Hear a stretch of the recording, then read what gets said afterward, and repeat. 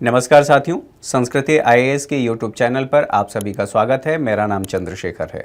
आज के सेशन में वर्ष 2023 सितंबर माह की बात कर रहे हैं, जो उस समय भारतीय अर्थव्यवस्था से संबंधित टॉपिक चर्चा में रहे हैं उस पर आधारित एमसीक्यू, और ये सीरीज है जो करेंट अफेयर रिवीजन सीरीज है, इसमें हम बात करने वाले हैं। तो पहले प्रश्न को देखें। पहला प्रश्न क्या कह रहा है यहाँ पर, घरेलू वित्तीय बजट के संदर्भ में बचत के संदर्भ में निम्नलिखित कथनों पर विचार कीजिए। पहला कथन कह रहा है, आरबीआई के अनुसार वित्त वर्ष 2023 में भारत में परिवारों की बचत में वृद्धि हुई है। ये पूरी तरह से गलत है। आरबीआई की जो रिपोर्ट है उस रिपोर्ट के मुताबिक पिछले 10 वर्षों में, आप एक दशक कह सकते हैं, सबसे निचले स्तर पर पहुंच गया है। तो ये कथन आपका गलत है। दूसरा कह रहा है, यह राजकोषीय घाटे के वित्त पोषण के प्रमुख साधनों में से एक है। बिल्कुल सही बात है, ठीक है। इसकी वजह से जब बचत होगी तो स्वाभाविक सी बात है, जो राजकोषीय घाटे के वित्त पोषण है यहाँ से किया जा सकता है, और विदेशी जो बाजार है जहाँ से हम ऋण ले सकते हैं उस पर सरकार की निर्भरता या हमारी निर्भरता कम हो जाएगी। दूसरी बात ये कर रहा है कि कुल वित्तीय परिसंपत्तियों में से कुल वित्तीय देनदारियों के अंतर से प्राप्त होता है। तो जो आपकी परिसंपत्तियां हैं, वित्तीय परिसंपत्तियां, उसके संदर्भ में बात कर लीजिए। उससे पहले भी जब आप बात करेंगे तो परिसंपत्तियां 3 प्रकार की होती हैं, भौतिक, मौद्रिक और बौद्धिक। बौद्धिक में जैसे मैं कार्य कर रहा हूं, ये बौद्धिक है, मेरी परिसंपत्ति है, इसे बेच करके मैं मौद्रिक लाभ ले सकता हूं। भौतिक और मौद्रिक आप समझ रहे हैं, ठीक है। तो इसका सीधा सीधा सा मतलब ये है कि जो हमारी देनदारियां हैं, जो हमारी वित्तीय परिसंपत्ति है, जैसे आप ये कह सकते हैं कि वित्तीय संस्थान जितने हैं उनमें हमारा जमा हो सकता है, भविष्य निधि हो सकता है, जीवन बीमा में हमारा जमा हो सकता है, मुद्रा हो सकता है, मौद्रिक रूप में हमने रखा हो वो हो सकता है, या अन्य जो क्षेत्र हैं जहां पर हमने निवेश किया है, ये सभी हमारी वित्तीय परिसंपत्तियां हैं। इसके अलावा हमारी देनदारियां कहां पर हो सकती हैं, जैसे बैंक से हमने ऋण लिया है, एनबीएफसी से ऋण लिया है, नॉन बैंकिंग फाइनेंशियल कंपनीज, इसके अलावा अन्य जो क्षेत्र हैं वहां से हमने ऋण लिया है। तो जो ऋण आपने लिया है वो आपको चुकाना है, यानी कि आपको देना है, तो वो आपकी देयता है, अर्थात लाइबिलिटी कह लीजिए। अब उसी को देनदारियों के संदर्भ में कहा गया है। तो जो हमारी वित्तीय संपत्तियां हैं और उसके साथ साथ जो वित्तीय देनदारियां हैं, जब उनको घटा देंगे तो हमें बचत प्राप्त हो जाएगा। तो इसके संदर्भ में बात की जा रही है, ठीक है। अब यहाँ पर देखिए, दूसरा कथन भी सही है, पहला यहाँ पर सही नहीं है, इसलिए हमारा सही विकल्प होगा बी, ठीक है। अब इसी से संबंधित सारी बातें यहाँ पर दी गई हैं, पेपर की कटिंग है, ठीक है। भारतीय रिजर्व बैंक के आंकड़ों के अनुसार वित्त वर्ष 2023 में भारत में परिवारों घरेलू की बचत की बात की जा रही है, परिवारों की बचत की 5.1% रही। यह एक दशक में सबसे निचले स्तर पर पहुंच गई है, ये याद रखेंगे, ठीक है। इसके साथ साथ वो सारी बातें जो अभी हम लोगों ने चर्चा किया, वो सारी बातें कही गई हैं। अगले प्रश्न की तरफ चलते हैं। अगला प्रश्न क्या कह रहा है वो देख लेते हैं। निम्नलिखित कथनों पर विचार कीजिए। पहला कथन ये कह रहा है कि अर्थशास्त्रियों का एक वर्ग मानता है कि बजटेतर उधारियों के कारण सरकार के राजकोषीय घाटे की वास्तविक स्थिति का पता नहीं लग पाता। राजकोषीय घाटा कितना है इससे पता नहीं लग पाता। अभी दूसरे कथन को भी देख लेते हैं, फिर आपको बताता हूं कि इसका मतलब क्या है। दूसरा कथन की ये कह रहा है कि राजकोषीय निहितार्थों के बावजूद बजटेतर उधार राजकोषीय संकेतकों की गणना का हिस्सा नहीं है, ठीक है। अब इसका मतलब क्या होता है, ऑफ बजट बोरोइंग का मतलब क्या होता है, इसको समझिए। सरकार के खर्चे होते हैं, सरकार चलाने के खर्च, और जो योजनाएं सरकार या नीतियां लेकर के आती है, सरकार के खर्चे होते हैं। उन खर्चों को पूरा करने के लिए या उन ज़रूरतों पर खर्च करने के लिए सरकार के पास साधन क्या है। सरकार ने बजट बनाया, संसद में पेश किया, संसद से बजट पास हो गया। अब भारत सरकार भारत की संचित निधि से धन निकाल करके खर्च कर सकती है।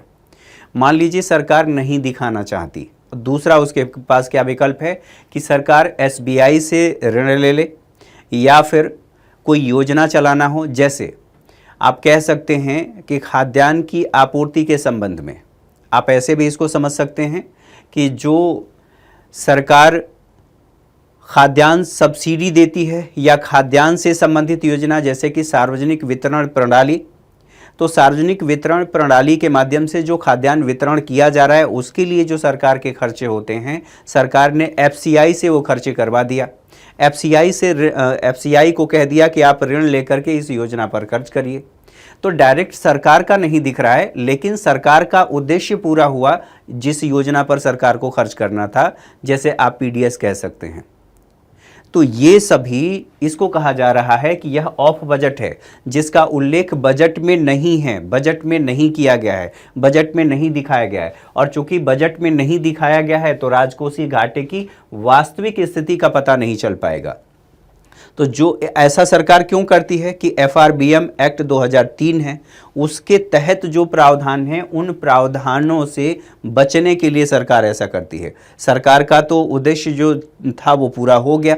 यहाँ पर कहा जा रहा है राजकोषीय निहितार्थों के बावजूद बजटेतर उधार राजकोषीय संकेतकों की गणना का हिस्सा नहीं है। ये बिल्कुल सही है। तो दोनों एक दूसरे की व्याख्या कर रहे हैं, इसलिए कथन 1 और 2 दोनों ही सही है। और यहाँ पर कहा गया है कथन 1 कथन 2 की सही व्याख्या है, इसलिए आपका ए सही है। अब यहाँ पर देख लीजिए, ये न्यूज में रहा है, centre for social and economic progress, यह एक गैर लाभकारी संस्था है जो समय समय पर इस तरह की सरकार के संदर्भ में उनको आगाह करने का कार्य करता है। ऐसे कह लीजिए, भारत सरकार द्वारा बजटेतर उधारियों पर एक रिपोर्ट जारी किया है और उसी रिपोर्ट में ये सारी बातें कही गई हैं। ये क्या क्या चीज़ें हैं, ये सारी बातें हम लोगों ने देख लिया। एफआरबीएम एक्ट के बारे में मैंने आप लोगों से चर्चा किया। इसके साथ साथ संविधान के अनुच्छेद 293(3), ठीक है, 93 क्लॉज 3 कह सकते हैं, उधार लेने की जो सीमा है उनसे बचने के लिए सरकार ऐसा करती है। तो इससे संबंधित बातों को हम लोगों ने देख लिया। बाकी सारी बातें आप लोग पढ़ सकते हैं। संस्कृति आईएएस का टेलीग्राम चैनल है, टेलीग्राम चैनल पर ये पीडीएफ के फॉर्मेट में आप लोगों को मिल जाएगा, वहां से भी आप पढ़ सकते हैं। आगे बात करें, अगला प्रश्न क्या कह रहा है, निम्नलिखित कथनों पर विचार कीजिए। बेसल 3 में न्यूनतम पूंजी आवश्यकता जोखिम भारित संपत्तियों की 9% तय की गई है। ये पूरी तरह से गलत है। कितना तय किया गया है, तो 8% तय किया गया है, यहाँ पर 9% बताया गया है। आगे बढ़ें, बेसल समिति विभिन्न बैंकिंग पर्यवेक्षी मानकों के संबंध में मानक निर्धारित करती है। बिल्कुल सही बात है।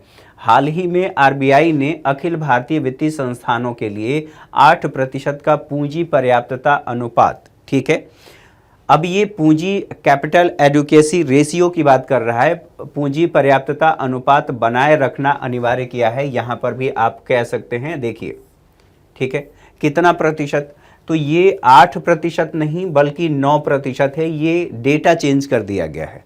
आपका सही कौन सा होगा, यहाँ पर केवल और केवल 2 सही होगा। अब समझने की बात यह है कि बेसल मानक है क्या। बेसल मानक जब 1929-30 में वैश्विक मंदी आई थी, उस वैश्विक मंदी को ध्यान में रखते हुए, ठीक है, BIS एक संस्था की स्थापना हुई थी और ये बेसल शहर में हुआ था। इसकी मीटिंग होती है, तो उस समय जो सम्मेलन हुआ था बेसल शहर में हुआ था, इसीलिए वहाँ पर जो मानक तय किए गए थे कि वैश्विक जो वित्तीय संस्थान है, वित्तीय संस्थानों में स्थिरता बनाए रखा जाए, जो संस्थान है वित्तीय संस्थान वो फेल ना हो, उनके लिए मानक निर्धारित किया गया। हालांकि यह बाध्यकारी नहीं होता है। जो बेसल है 1, 2, 3, अभी तीसरा चल रहा है, ये देशों पर बाध्यकारी नहीं होता है। किसी भी देश के केंद्रीय बैंक पर यह निर्भर करता है कि बेसल मानक और उससे संबंधित जो समिति है, जो उसने रिकमेंडेशन दिया है, उसको लागू किया जाए या नहीं लागू किया जाए। जो डेडलाइन दी जाती है वो भारत का जो केंद्रीय बैंक है अर्थात आरबीआई, वो निर्धारित करता है कि उसे कब लागू करना है। ये इसलिए किया जाता है ताकि बैंक फेल ना हो और विश्व की चूंकि सभी वित्तीय संस्थान आपस में जुड़े हैं। आप कहेंगे कि कैसे जुड़े हुए हैं। मान लीजिए कोई कंपनी भारत में आती है, भारत में एफडीआई लेकर के आती है, यहाँ पर जो उसने लाभ प्राप्त किया वो अपने स्वदेश लेकर के जाएगी और स्वदेश लेकर के जाएगी तो यहाँ के बैंक से और वहाँ के बैंक में ट्रांजैक्शन होगा और ट्रांजैक्शन होगा तो इसका मतलब ये हुआ कि सभी एक दूसरे से जुड़े हुए हैं। तो एक देश के वित्तीय संस्थान का प्रभाव दूसरे देश के वित्तीय संस्थानों पर भी होता है। तो इन्हीं समस्याओं के समाधान के लिए यह एक मानक निर्धारित करता है और ये बताता है कि बैंकों को यहाँ पर पूंजी पर्याप्तता अनुपात बनाए रखने की आवश्यकता है। अब बनाए रखने के लिए समय समय पर उसे संबंधित दिशा निर्देश दिया जाता है, जिसे केंद्रीय बैंक द्वारा लागू किया जाता है। अब सवाल ये है कि ये पूंजी पर्याप्तता अनुपात होता क्या है। ठीक है, पूंजी पर्याप्तता अनुपात का सीधा सीधा सा मतलब ये है कि जो सरकार, जो बैंक हैं, वित्तीय संस्थान आप ऐसे कह सकते हैं, ठीक है, बैंक की, आप इसको ऐसे भी अगर आप लोगों ने पढ़ा होगा तो पूंजी जो जोखिम वाली पूंजी है उसके अनुपात में तो बैंक क्या करता है, ये ऋण देता है। ठीक है, ऋण देता है, जमा भी स्वीकार करता है। बैंक के दो कार्य होते हैं, एक तो ऋण देना और जमा स्वीकार करना। तो जो बैंक ऋण दिया ये जोखिम है, क्योंकि ये वापस आएगा या नहीं आएगा, एनपीए बन जाएगा, कोई भरोसा नहीं है।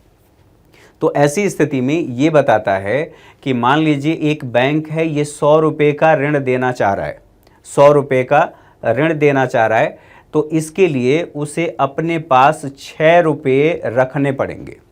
तो अब बैंक को 100 रुपये का ऋण देने के लिए टोटल कितना, तो यहाँ पर सोचिए 106 रुपये बैंक के पास होना चाहिए। अब आपके जहन में ये आएगा कि ये 6 रुपये ही क्यों, 6 रुपये रखने, एक एग्जाम्पल के तौर पर है, इस 6 रुपये से क्या बैंक का भला होने वाला है। तो मनी मल्टीप्लायर के बारे में आप लोगों ने सुना होगा, पढ़ा भी होगा। इसका मतलब ये हुआ कि बैंक के पास वो कैपेसिटी है कि 6 रुपये से वो 6 लाख बना ले। ठीक है, तो ऋण देने के लिए उसे पर्याप्त एक पूंजी रखना पड़ता है, जो कहा गया है बेसल मानक में वो 8% कहा गया है। आरबीआई ने ये कहा है कि 9% बनाए रखना है। तो सही विकल्प कौन सा है, यहाँ पर केवल एक होगा, आपका एक, यानी कि 2 आपका सही है। ठीक है, तो इससे संबंधित जो बातें थी उन सभी बातों को देख लिया। आगे बढ़ें, ये न्यूज़ में रहा है, देखिए यहाँ पर ये कहा गया कि अखिल भारतीय वित्तीय संस्थानों के लिए बेसल 3 कैपिटल फ्रेमवर्क प्रस्तुत किया है। किसने, आरबीआई ने। अप्रैल 2024 से 9% पूंजी पर्याप्तता अनुपात, पूंजी से जोखिम भारित संपत्ति अनुपात, ठीक है, इसे आप, ठीक है, ऐसे भी कह सकते हैं। ठीक है, दोनों बात एक ही है, इसमें कहीं दिक्कत वाली बात नहीं है। तो इससे संबंधित बातें आप लोगों ने देख लिया, बाकी पीडीएफ के रूप में ये सारी बातें अवेलेबल हैं ही। अगले प्रश्न की तरफ चलते हैं। अगला प्रश्न क्या कह रहा है, निम्नलिखित पर विचार कीजिए। रेपो रेट में वृद्धि, रिवर्स रेपो रेट में वृद्धि, नगद आरक्षित अनुपात में वृद्धि। और ये कह रहा है कि उपर्युक्त में से कितने उपकरण बाजार में तरलता की कमी के लिए उत्तरदायी हो सकते हैं। तरलता की कमी अगर आप लोगों को पता हो तो इससे पहले वाले एपिसोड में मैंने 2 बातें स्पष्ट किया था। एक होती है कठोर मौद्रिक नीति और एक होती है विस्तारित मौद्रिक नीति। तो ये दरअसल पूछ रहा है कि यह कठोर मौद्रिक नीति, जो कठोर मौद्रिक नीति के माध्यम से मुद्रा की तरलता को कम करने की कोशिश करता है आरबीआई, उसी के संदर्भ में बात की जा रही है कि इसमें से कौन से ऐसे हैं जो कठोर मौद्रिक नीति के रूप में देखे जा सकते हैं या उनमें शामिल हैं, जिसकी वजह से तरलता में कमी आती है। ठीक है, यहाँ रेपो रेट में वृद्धि। अब मान लीजिए रेपो रेट, 2 स्थिति हो सकती है, या तो इसमें वृद्धि कर दिया जाए, ठीक है, वृद्धि कर दिया जाए, या इसमें कमी कर दिया जाए। तो कमी का रेपो रेट क्या है, रेपो रेट वह ब्याज दर है जिस ब्याज दर पर आरबीआई बैंकों को अल्पकालिक अवधि के लिए ऋण उपलब्ध कराता है या ऋण देता है। तो अगर आरबीआई ने ब्याज दर बढ़ा दिया, तो ब्याज दर बढ़ा देने का मतलब यह है कि जो बैंक है उसके पास, बैंक की बात कर लीजिए, इसके पास मनी कम हो जाएगी, और मनी कम होगी तो ये भी ब्याज दर बढ़ाएगा, और ब्याज दर बढ़ाएगा तो उपभोग और निवेश व्यय के लिए ऋण कम लिया जाएगा।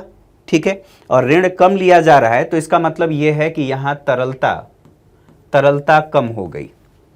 तो यानी कि रेपो रेट में वृद्धि, ये मैं पहले बता चुका हूं तो इसलिए इस पर चर्चा नहीं कर रहा हूं।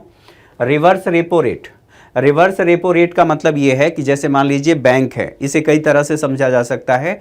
बैंक ने लाभ अधिक कमाया, तो आरबीआई ये कहता है कि चूंकि बैंकों के पास लाभ अब अधिक आ गया है, उन्होंने कमाया है, साख सृजन किया है, ऐसे भी कह सकते हैं। अब उस साख सृजन का प्रयोग करेंगे और ज़्यादा ऋण देने के लिए। स्वाभाविक सी बात है, इससे अर्थव्यवस्था में तरलता और ज़्यादा बढ़ जाएगी। तो आरबीआई ये कहता है कि आपके पास जो अधिशेष परिसंपत्ति है उसे आप मेरे पास रखिए, मैं आपको ब्याज दूंगा। एक तरीके से ऐसे भी कहा जाता है कि आरबीआई बैंकों से ऋण लेता है। तो दोनों ही स्थितियां सोचिए कि ऋण लेगा तो इसका मतलब यह है कि उस पर ब्याज देगा। तो बैंकों को यदि ग्राहकों को ऋण देने के बजाय आरबीआई से सुरक्षित तरीके से ब्याज मिल रहा है, वहां पर एनपीए बनने के चांसेस नहीं हैं, तो बैंक अपनी परिसंपत्ति या अपनी वित्तीय संपत्ति या आप ऐसे कह सकते हैं आरबीआई के पास जमा करेंगे, आरबीआई को देंगे, आरबीआई उस पर ब्याज देगा। तो बैंकों के पास पैसा कम होगा और बैंकों के पास कम होने का मतलब यह है कि ग्राहकों को वो ऋण कम देंगे और उससे तरलता कम हो जाएगी। तो यहाँ ये भी रिवर्स रेपो रेट में वृद्धि हो गई। तो वृद्धि का मतलब फिर से बैंक यहाँ पर आरबीआई में पैसा जमा करेंगे तो इससे तरलता में कमी आएगी। अच्छा, नगद आरक्षित अनुपात अपने एनडीटीएल का आप ऐसे समझिए सीआरआर, जिसे कैश रिजर्व रेशियो कहा जा रहा है। तो एनडीटीएल का मान लीजिए ये कहा जा रहा है कि 100 रुपये है, तो 100 रुपये का आप 10% आप मेरे पास कैश के रूप में रखिए और इस पर मैं आपको कोई ब्याज नहीं दूंगा। सीआरआर पर आरबीआई बैंकों को कोई ब्याज नहीं देता है। अब 10 रुपये यहाँ पर रखने के लिए कह दिया गया, ये मामला अभी तक ठीक चल रहा है। लेकिन आरबीआई ने यह कहा कि ये आपको 15 रुपये रखना पड़ेगा। तो यहाँ पर बैंकों के पास पैसा कम हुआ, पहले केवल 10 रुपये रखना पड़ता था, अब 15 रुपये रखना पड़ रहा है। तो बैंक के पास पैसा कम हुआ और बैंक के पास पैसा कम हुआ तो साख सृजन क्षमता में भी कमी आएगी, अर्थात उपभोग और निवेश व्यय के लिए जो लोग ऋण लेते हैं, अब चूंकि ब्याज दर महंगा हो जाएगा और इस वजह से यहाँ पर तरलता की कमी आएगी। जो बैंक हैं, बैंक के पास अब ऋण देने की क्षमता भी कम रहेगी। तो तीनों की वजह से ही यहाँ पर सभी तीन, यहाँ पर सभी कर लीजिएगा, सभी तीन, ठीक है, तरलता में कमी के लिए उत्तरदायी हो सकते हैं। चलिए आगे बढ़ें, अगले प्रश्न को देखें। अगला प्रश्न, निम्नलिखित कथनों में से कौन सा कथन सही है? इंडिया पोस्ट पेमेंट बैंक को कार्य करने के लिए आरबीआई से लाइसेंस प्राप्त है। बिल्कुल सही बात है, चूंकि बैंकिंग कार्य कर रहा है तो बैंकिंग कार्य के लिए आरबीआई से लाइसेंस लेना आवश्यक है, ठीक है। और चूंकि यहाँ पर पूछा गया है सही कौन सा है, तो इसमें ऑप्शन ही है कि एक ही हो सकता है। तो इसमें सही कौन सा है? एक सही है। अब इसके बारे में देख लीजिए, 1 सितंबर 2023 को जो इंडिया पोस्ट पेमेंट बैंक है उसकी स्थापना के 5 वर्ष पूरे हुए हैं। तो इसके बारे में सवाल बनाने के चांसेस है, चूँकि वित्तीय समावेशन का महत्वपूर्ण हिस्सा है, वित्तीय समावेशन में ये योगदान किया है। तो इसलिए आप लोगों को ध्यान रखना है, वर्ष 2018 में संचार मंत्रालय के अधीन डाक विभाग के तहत इसकी स्थापना की गई थी। इस पर भारत सरकार, आप ऐसे भी कह सकते हैं कि इस पर भारत सरकार का 100%, ठीक है, स्वामित्व है या 100% हिस्सेदारी के साथ भारत सरकार के द्वारा इसे शुरू किया गया है। इसे बैंकिंग विनियमन अधिनियम 1949 के तहत पंजीकृत किया गया है। बिल्कुल ठीक बात है। इस बैंक को देश में भुगतान संबंधी कार्य करने के लिए आरबीआई से विधिवत लाइसेंस प्राप्त है। उद्देश्य ये है कि आम जन को अत्यंत सुगम, सस्ती और भरोसेमंद बैंकिंग व्यवस्था उपलब्ध कराना या बैंकिंग सुविधाएं उपलब्ध कराना। चूँकि इनकी जो शाखाएं हैं वो देश के हर कोने में हैं, कोने कोने में हैं और इन पर विश्वास भी लोगों का अधिक है, इस वजह से यह महत्वपूर्ण है। यहाँ आपसे पूछा जा सकता है कि इसकी स्थापना किस समिति के सिफारिशों के आधार पर किया गया था? तो नचिकेत समिति, नचिकेत मोर समिति, उनकी सिफारिशों के आधार पर स्थापना किया गया था। इस बैंक में अर्थात इंडिया पोस्ट पेमेंट बैंक में 1 लाख रुपए तक की जमाएं की जा सकती हैं, अर्थात ये 1 लाख रुपए तक का जमा स्वीकार कर सकता है। मोबाइल भुगतान, खरीदारी, अन्य सेवाएं प्रदान कर सकता है, इत्यादि इत्यादि बातें, ठीक है। आगे बढ़ते हैं, अगले प्रश्न को देखते हैं। अगला प्रश्न क्या कह रहा है? ग्रेसम के नियम के संदर्भ में निम्नलिखित कथनों में से कौन सा सही है? आपसे पूछा गया है कौन सा सही है। इसके अनुसार अच्छी मुद्रा बुरी मुद्रा को प्रचलन से बाहर कर देती है। अब यहाँ पर कहा गया है कि अच्छी मुद्रा बुरी मुद्रा को प्रचलन से बाहर कर देती है। बिल्कुल गलत है। यह मुक्त विनिमय दर प्रणाली के दुष्प्रभावों की व्याख्या करता है। ठीक है, ये भी नहीं है। कौन सा है? यहाँ पर देखिए, यह निश्चित विनिमय दर प्रणाली के दुष्प्रभावों की व्याख्या करता है। तो बिल्कुल सही बात है। इसका मतलब ये है, अब इसको समझिए, ब्रिटेन से संबंधित हैं, ये ग्रेशम नामक व्यक्ति की बात की जा रही है। ब्रिटेन में हुआ क्या था, पुरानी मुद्रा चल रही थी, नई मुद्रा को छापा गया, नई मुद्रा लोगों ने उसे स्टोर कर लिया और चूंकि विनिमय समान था उसे स्टोर कर लिया और पुरानी मुद्रा प्रचलन में रही। फिर वहाँ पर नई मुद्रा जारी की गई, उस मुद्रा को भी लोगों ने स्टोर कर लिया, पुरानी मुद्रा प्रचलन में रही। तो अगर समान विनिमय दर हो तो जो बैड मनी है वो बाहर हो जाएगी। ठीक है, बैड मनी बनी रहेगी, जो अच्छी मुद्रा है वो प्रचलन से बाहर हो जाएगी। उदाहरण के तौर पर जब भारत में नोटबंदी हुई तो 2000 के जैसे ही नोट जारी किए गए, 2000 के नोटों को लोगों ने स्टोर करना शुरू कर दिया। 2000 के नोट लेकर के सेल्फी लेना शुरू कर दिया, उसे सुरक्षित रखना शुरू कर दिया। उसी संदर्भ में समझिए कि जब ऐसी स्थिति उत्पन्न होगी तो ग्रेशम ने जो नियम दिया था उसके आधार पर यह कहा जाता है, यहाँ पर व्याख्या में भी देखेंगे। ठीक है,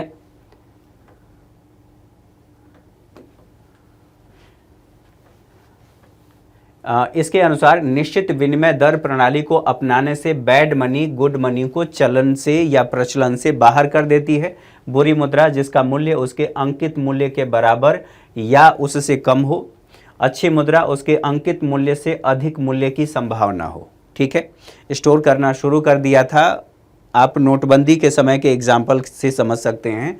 तो यहाँ पर सही कौन सा है? सही पर देखिए, आपका सी ऑप्शन है, अर्थात सी आपका सही विकल्प है। आगे बढ़ते हैं, अगले प्रश्न को देखें। अगला प्रश्न क्या कह रहा है? ओवरनाइट इंडेक्स स्वैप के संदर्भ में निम्नलिखित कथनों पर विचार कीजिए। यह मौद्रिक नीति की अपेक्षाओं का मापक माना जाता है। दूसरा कह रहा है यह ब्याज दर संबंधी जोखिमों को कम करता है। बिल्कुल सही बात है।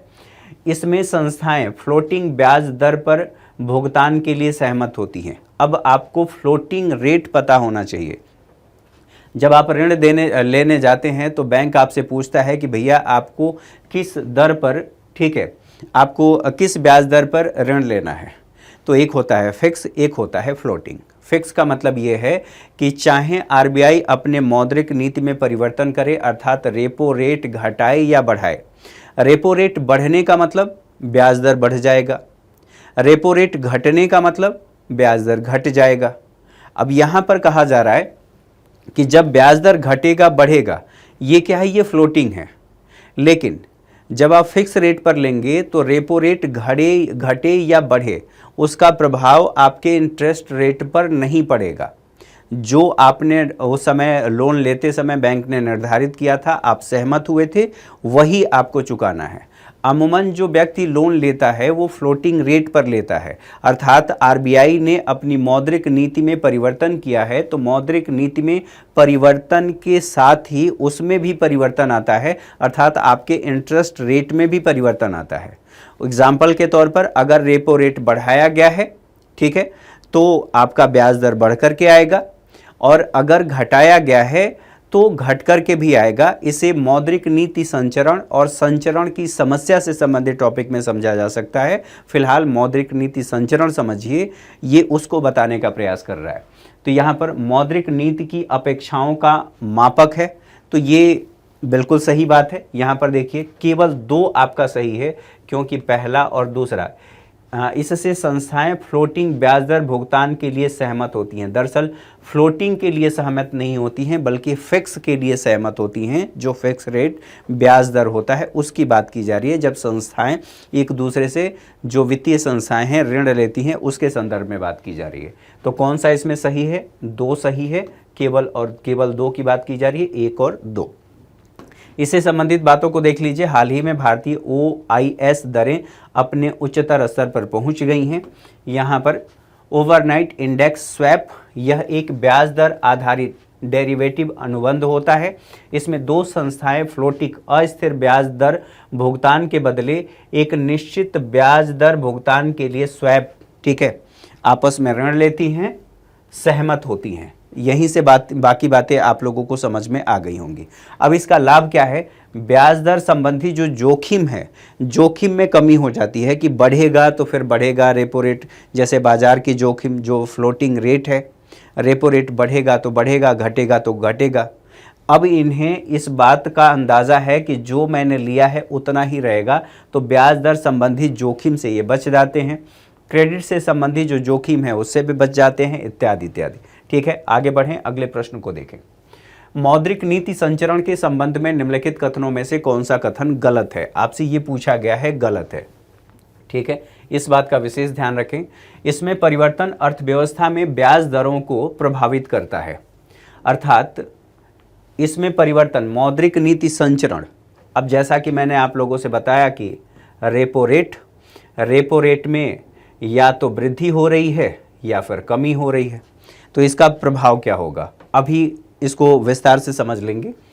ये कह रहा है कि इसमें परिवर्तन अर्थव्यवस्था में ब्याज दरों को प्रभावित करता है। बिल्कुल सही बात है, ब्याज दरों को प्रभावित कर रहा है। अच्छा, यहाँ पर और देखिए, उधार दर की सीमांत लागत प्रणाली इसकी सुधार प्रणाली है। बिल्कुल सही बात है। सुधार की कौन कौन सी प्रणाली है, अभी उसको बताऊंगा। मौद्रिक नीति संचरण में परिवर्तन से वास्तविक अर्थव्यवस्था अप्रभावित रहती है, तो वास्तविक अर्थव्यवस्था अप्रभावित नहीं रहती है, प्रभावित होती है, इसलिए आपका सी गलत है। डी को देख लें। इस प्रक्रिया में केंद्रीय बैंक की नीतिगत कार्यवाही प्रसारित की जाती है। अब होता क्या है, मान लीजिए यहाँ पर समझिए, ये आरबीआई है, ठीक है, और ये एक बैंक है, ठीक है। ये बैंक आरबीआई से ऋण लेते हैं और उस पर ये कुछ ब्याज देते हैं। आरबीआई इनसे ब्याज लेता है और ये अपने ग्राहकों को ऋण देते हैं और इनसे ये ब्याज लेते हैं, ठीक है, ब्याज लेते हैं।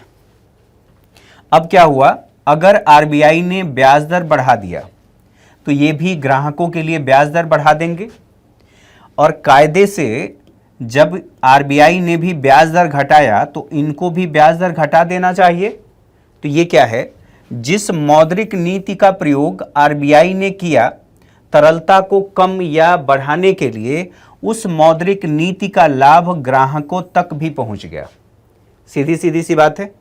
और मान लीजिए यहीं पर मौद्रिक नीति संचरण की समस्या से संबंधित बात कर लिया जाए, तो आरबीआई ने ब्याज दर घटा तो दिया, मान लीजिए आरबीआई ने ब्याज दर बढ़ाया था, अब आरबीआई ने कुछ समय बाद ब्याज दर घटा दिया, तो घटा दिया तो इनको भी घटा देना चाहिए, क्योंकि इनकी जो लागत है, बताइए ब्याज दर इनकी लागत है, तो लागत अब इनकी कम हो गई तो इनको भी ब्याज दर कम कर देना चाहिए, जिससे ग्राहकों पर जो ईएमआई का बोझ है वो कम हो जाए, ब्याज दर का बोझ कम हो जाए।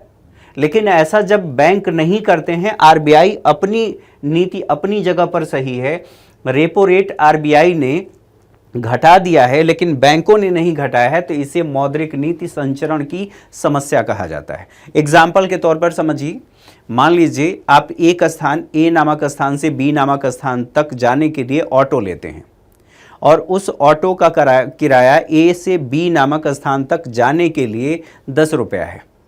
अब पता चला कि पेट्रोल और डीजल, आप फ्यूल कह लीजिए, जिससे भी चलता हो, सीएनजी, पेट्रोल, आप ऐसे कह लीजिए, फ्यूल की कीमतों में वृद्धि हो गई। पहले 100 रुपये लीटर पेट्रोल था तो 10 रुपये किराया लिया जाता था ए से बी तक जाने के लिए। अब जैसे ही पेट्रोल की कीमत बढ़ी 120 रुपये हो गई। 120 रुपये होते ही ऑटो ड्राइवर ने या ऑटो चालक कह लीजिए, मालिक कह लीजिए, उसने किराया बढ़ा दिया, यानी कि अब आपसे 15 रुपये लेना शुरू कर दिया।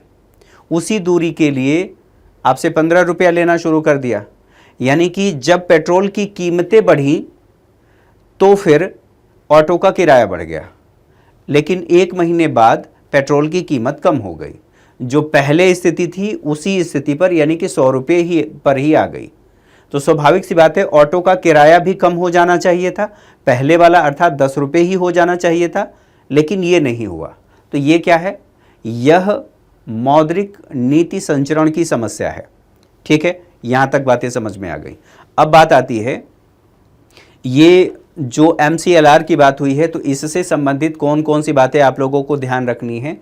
प्रधान उधारी दर इससे संबंधित है, बेस रेट इससे संबंधित है, एक्सटर्नल MCLR इससे संबंधित है, सीमांत निधि लागत आधारित दर कहा जाता है, ठीक है, MCLR के अलावा आप एक्सटर्नल बेंचमार्क रेट याद रखेंगे। इसके अलावा लास्ट में इन सभी समस्याओं के समाधान के लिए जब RBI ने प्रयास किया तो लास्ट में रेपो लिंक्ड लेंडिंग रेट का निर्धारित किया गया। अर्थात बैंकों ने, संक्षेप में बताने का प्रयास कर रहा हूं, बीच की सारी बातें मैं छोड़ करके संक्षेप में ये बता रहा हूं कि लास्ट में बैंकों ने रेपो रेट के साथ अपने लेंडिंग रेट को लिंक कर लिया और वही है रेपो लिंक्ड लेंडिंग रेट। तो ये उसी के संदर्भ में बात कर रहा है कि ये गलत कौन सा है, ये बिल्कुल सही है। परिवर्तन अर्थव्यवस्था में ब्याज दरों को प्रभावित करती है। यहाँ पर देखिए ब्याज दर प्रभावित हो रहा है। वास्तविक अर्थव्यवस्था ग्राहक है,